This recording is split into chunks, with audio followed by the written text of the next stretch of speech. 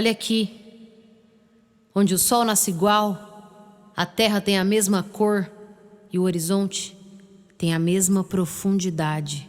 Olha aqui, onde os corpos não são enxergados, pessoas não são vistas e os rostos não são lembrados. Olha aqui, mas só se você se despir da ideia de que esse lugar é um lugar invisível. Olha aqui.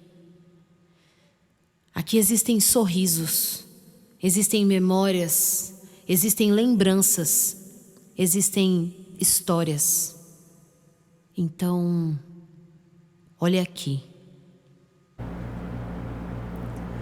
Voltamos para o segundo bloco aqui do Cultura Livre. Vocês acabaram de ver um teaser do Olha Aqui, Vida Lixo, que é um documentário feito pelo Rogério Santana e outros parceiros, artistas da cena mato-grossense, que ele convida para trazer para esse documentário e falar desse assunto que é tão importante e necessário, né, Rogério?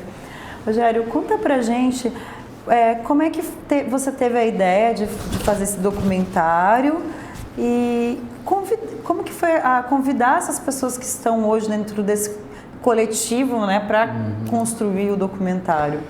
Pois é, Elô, para falar desse documentário eu tenho que falar também a respeito de um grupo chamado Amigos Solidários. Né? O pessoal aí puder até seguir no Instagram aí, Amigos_Solidários. É um grupo do qual eu faço parte, né? É um grupo de pessoas independentes que se reúnem e se esforçam para poder fazer ações para simplesmente, às vezes, a gente leva um caldo para os moradores de rua, sabe, um alimento, faz uma cesta básica para entregar para a galera, para os venezuelanos que estão refugiados. E essa galera que são catadores no lixão aqui de Cuiabá, a gente também faz muitas ações com eles lá. A gente leva almoço, a gente leva roupas, a gente leva qualquer coisa que possam ajudá-los, né? E cestas básicas, né? A gente faz mesmo, a gente vai às vezes de porta em porta pedir uma coisa ou outra mesmo para poder juntar esses alimentos e levar para eles. E então eu comecei a fazer parte desse grupo, né? Até mesmo por convite do Romilton, que é uma das lideranças desse nosso grupo. E daí eu comecei a me deparar com essa realidade, né? E daí tem o Fernando Rodrigues, que é um amigo meu que a gente se formou junto em publicidade, e ele também é fotógrafo. E aí ele falou: Rogério, deixa eu ir com vocês, eu queria fazer umas fotos lá, né? Enquanto vocês fazem a ação. E aí a gente foi e a gente fez essas fotos. E aí lá a gente começou a conversar. Ele falou: poxa vida, a gente podia tentar furar um documentário, para mostrar um pouco mais essa realidade aqui, né, cara? A gente nunca tinha feito documentário, né? A gente já tinha feito alguns vídeos publicitários, alguma coisa nesse sentido. Eu falei: cara, bora, velho, né? Bora fazer. E assim, surgiu. É como uma coisa que simplesmente acontece. Uma faíscazinha. Sabe? E aí falei: vamos. E aí a gente fizemos umas reuniões para decidir como é que seriam feitas, né? Essas abordagens. Entramos em contato com a prefeitura para poder ter a licença para poder chegar lá e fazer as gravações e conversar com o pessoal. E então a gente começou a fazer essa gravação.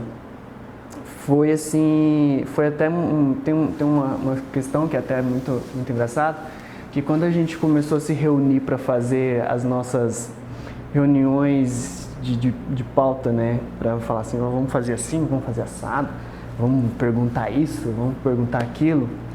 Daí criamos um roteirozinho, né, e tal.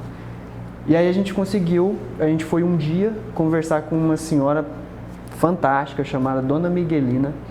Ela particularmente é uma das principais do nosso documentário, né? E ela, quando a gente sentou um dia antes de começar a gravar, que a gente foi só conversar e bater um papo com ela para ter uma ideia, depois que a gente saiu de lá, a gente pegou o nosso roteiro e jogou no lixo. Né? Tipo, não. Aí a gente falou: cara, não é essa a ideia, né? A gente vai realmente mostrar aqui uma coisa que a gente se surpreendeu, né? Porque eles não estão ali só assim como pessoas coitadas, necessitadas, né? eles trabalham, eles correm atrás do seu sustento e eles são felizes no trabalho que eles desempenham. Olha só. O encontro, na verdade, eu acho que a gente acaba tendo esse preconceito, né? De que vai chegar lá e vai encontrar só pessoas sofrendo e tal, sabe? Não tem mais nada a perder e tal. Não, muito pelo contrário. Não tem outra escolha, aquela é a única escolha. Exatamente, né? Exatamente.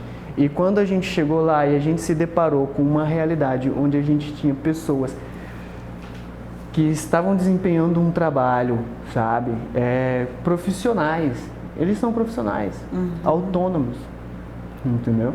São felizes pelo que fazem, entendeu? Têm orgulho do trabalho que fazem. E a gente então se deparou com essa realidade. E foi um choque pra gente. Foi um choque de realidade pra gente, sabe? E então o documentário mostra essa dificuldade, entendeu? Não é que seja uma vida fácil. Não é que seja uma vida fácil. Sim. Ele mostra essa dificuldade, mas ele mostra, acima de tudo, o quanto a gente tem que ter apreço e respeito pelo trabalho que essas pessoas desempenham ali. Entende? E então foi assim que a gente começou. E aí a gente começou... E vai em outras questões também, vai de encontro com outras questões, que é a quantidade de lixo que a gente produz. Eu vi lá um depoimento de uma, não sei se é a senhora Miguelina, mas falando que ela encontra coisas perfeitas no lixo que dá para ser utilizada e as pessoas jogam fora, sabe? Ela falou, nossa, tipo, já encontrei panelas, roupas, utensílios que eu uso, que eu levei para minha casa para utilizar.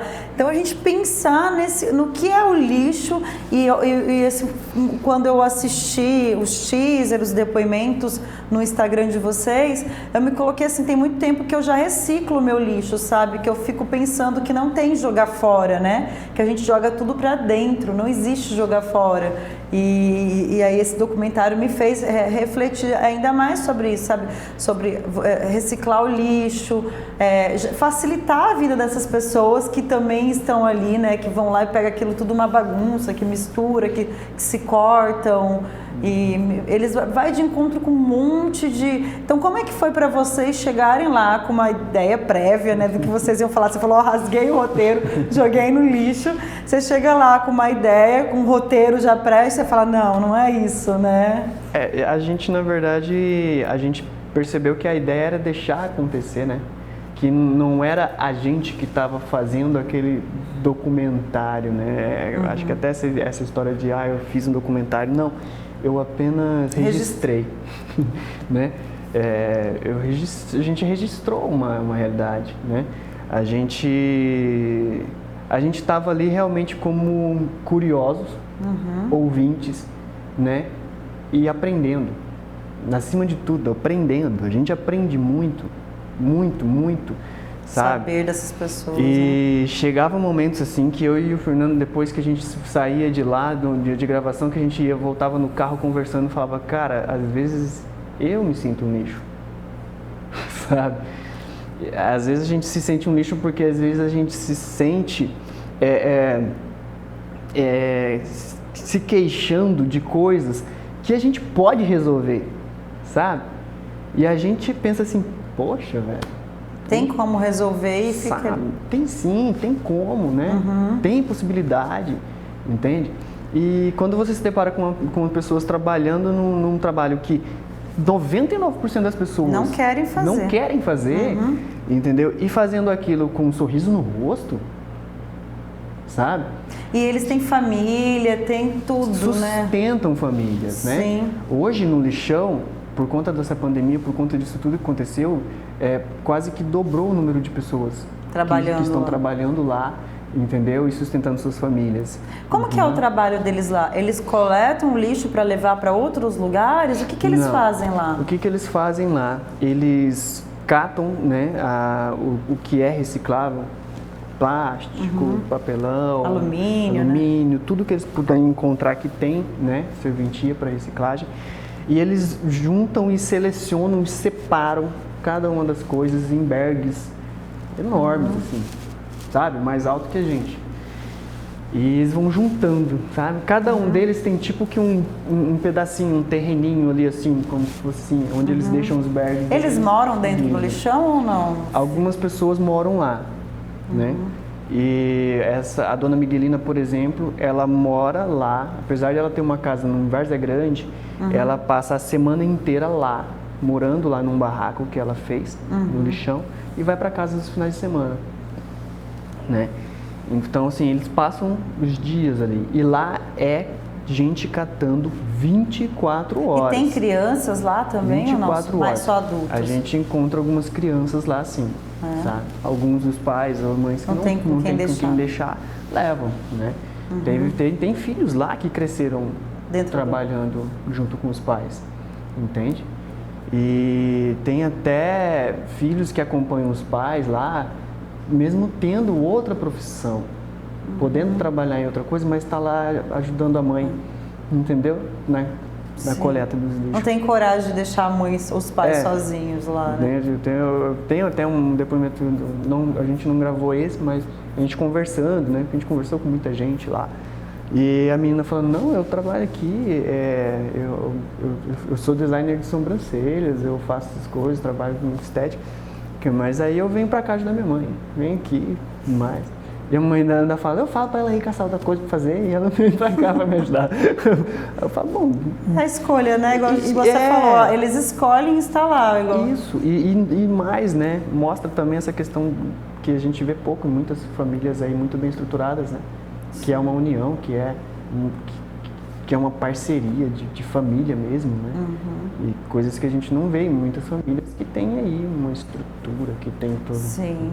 E como que foi escolher de fazer a direção fotográfica do espetáculo? Você e o Fernando fizeram isso junto. Fernando, ele é formado em publicidade, né? Que você falou. É Fernando que é o sobrenome? Fernando Rodrigues. Fernando Rodrigues. E ele vem do teatro, da arte? Não, ele só é da publicidade mesmo. Ele, na verdade, ele começou a ter um contato com arte depois que a gente se conheceu, na faculdade mesmo. E ele fez algumas fotografias do meu espetáculo, né? Então daí ele começou a ter interesse também por esse universo, né? E ele até fala assim, cara, a minha fotografia melhorou muito a partir do momento que eu comecei a trabalhar com fotografia, tirar fotografia de vocês do espetáculo, né? Porque é muito difícil, né, fotografia artística. Ele falou porque é outra pegada, né? Isso engrandeceu muito o meu trabalho como fotógrafo, né? Até mandar um abraço para ele porque ele não pôde estar aqui por conta que ele está fazendo os trabalhos no interior.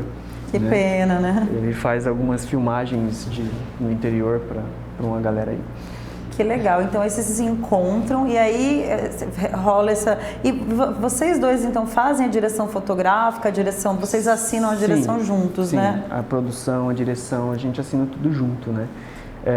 Porque a gente debate muito as ideias, conversa muito e entra no Como que foi encaixar o roteiro a partir do que vocês chegaram lá e viram, né? Vocês deixaram se influenciar pelo ambiente, pelas pessoas, pelas histórias.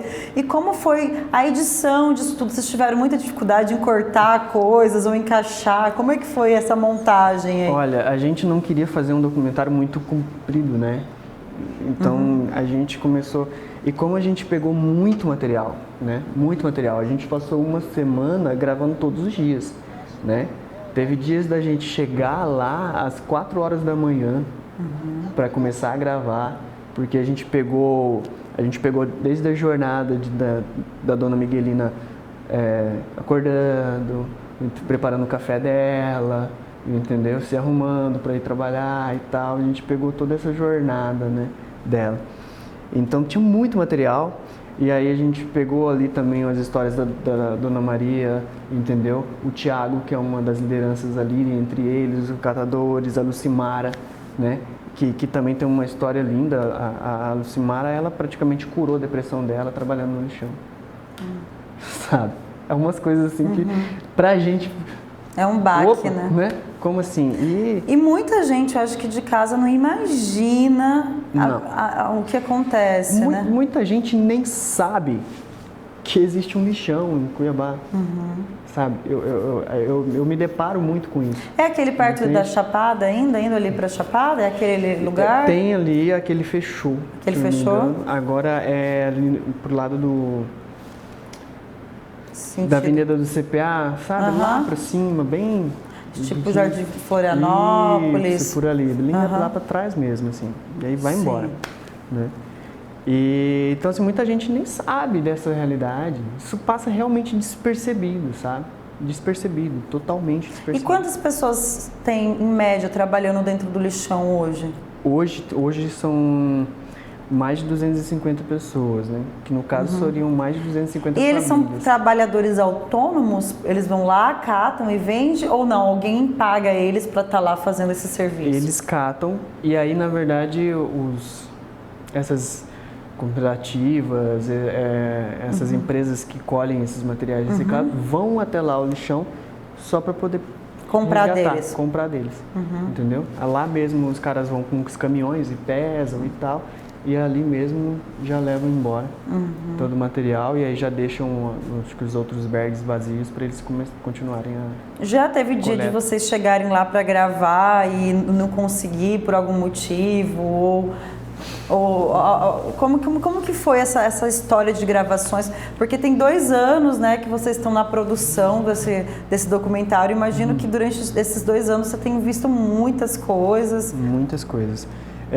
Mas assim, as gravações em si não tivemos problema. Não? A gente ia tranquilo, a gente sempre foi muito bem recebido lá, né? Principalmente por eles mesmos. Só o sabe? Fernando fez as gravações ou tinha outras pessoas com ele? Fomos só nós dois. Ah, você também gravou? Só nós dois, porque assim, a gente...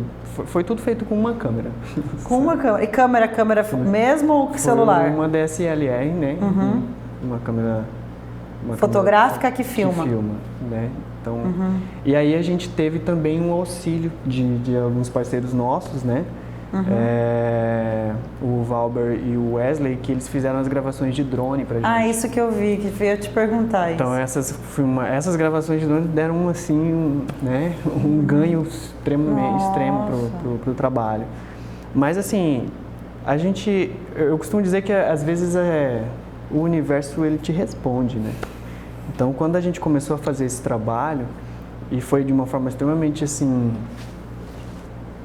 voluntária mesmo, sabe? A gente Sem pretensão de ganho, né? Não tinha, né? Até porque a gente até pensou, pô, vamos correr atrás de parcerias e tudo mais, só que, cara, pra quê?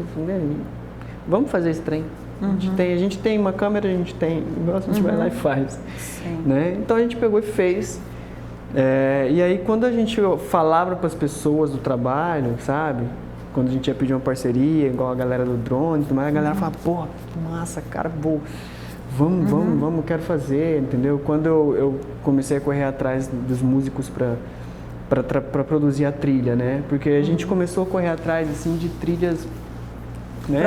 Prontas, mas aí eu falei, cara, não encaixava. Não sei. Eu falei, eu tinha alguns contatos, então eu entrei em contato com o Michael Sati, né? E aí... Primeiro eu entrei em contato com o Fabrício, né? Carvalho? Não, Jabô. Fabrício Jabô. Aí ele falou, Gério, tem um contato assim e tal, né? Aí ele me deu umas dicas e eu fui atrás. Falei, cara, a proposta é essa. Estamos fazendo assim mesmo e tal, se puder, beleza, se não puder, entendeu?